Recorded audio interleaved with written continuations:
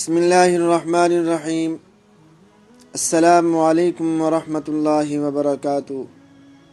میرے دوستو، میں آج کی اس ویڈیو میں آپ کو یہ بتانا چاہتا ہوں کہ موافق مزاج بیوی انسان کی سعادت میں سے ہے۔ میرے دوستو، اس بارے میں حضرت عبداللہ بن حسین رضی اللہ عنہما نے اپنے والد اور دادا کے واسطے سے یہ روایت کی ہے کہ رسول اللہ صلی اللہ علیہ وسلم نے فرمایا، 4 چیزیں انسان کی سعادت میں سے ہیں: اس کی بیوی موافق مزاج ہو، اس کی اولاد نیک و صالح ہو، اس کے بھائی نیک ہوں اور اس کا رزق اسی کے شہر میں ہو۔ میرے دوستو، اس حدیث پاک میں انسان کی سعادت مندی اور خوش نصیبی جن چیزوں سے وابستہ ہے، ان کو بیان کیا گیا ہے کہ اگر یہ چیزیں حاصل ہوں تو انسان کی زندگی دنیا اور دین کے اعتبار سے چین و سکون، عافیت اور سہولت اور اچھے احوال سے گزرتی ہے۔ دنیا کی اچھائی کے ساتھ آخرت کی بھلائی بھی حاصل ہوتی ہے۔ ان میں اہم ترین چیز بیوی کا موافق مزاج ہوتا ہے۔ واقعی باہم موافقت بہت بڑی نعمت ہے۔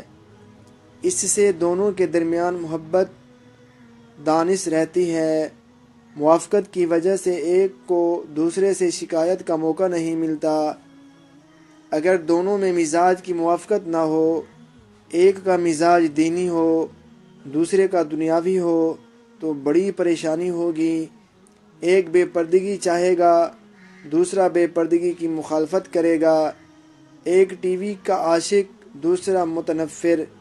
ایک اولاد کو دینی تعلیم کی بجائے ایک اولاد کو دینی تعلیم کی جانب لائے گا، دوسرا اس کے خلاف سکول کو پسند کرے گا۔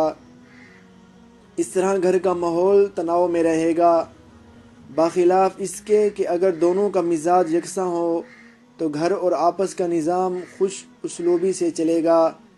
خیال ہے کہ عورت چونکہ ماتحت اور شوہر کے زیر اقتدار ہے، اس لیے اگر شوہر مزاج کے برعکس ہے تب بھی خدا کی معصیت اور نافرمانی کے علاوہ میں شوہر کی موافقت کرے، اس کے مزاج کی رعایت کرے۔ پریشانی ہو تو بھی شوہر کی موافقت کرے تاکہ گھر کا نظام اور آپس کا نظام بہتر چلے، ورنہ تو گھر جہنم کا نمونہ بن جائے گا۔ میرے دوستو، اولاد کا نیک ہونا بھی خوش نصیبی کی بات ہے کہ وہ والدین کے لیے معاون و مددگار ہوتی ہے۔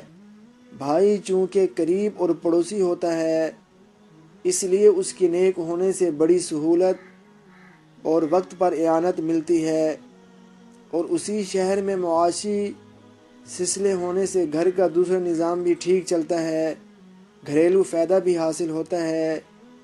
اس لیے اسے بھی خوش نصیبی کی بات فرمایا۔ اس سے معلوم ہوا کہ باہر کے مقابلے میں اپنے شہر میں معاشی امور اور روزگار بہتر اور بہت سے فوائد کا حامل ہے۔ میرے دوستو، دعا ہے کہ اللہ رب العزت ہم سب کو ان 4 چیزوں سے نواز دے جو میں نے ابھی آپ کے سامنے بیان فرمائی۔ آمین۔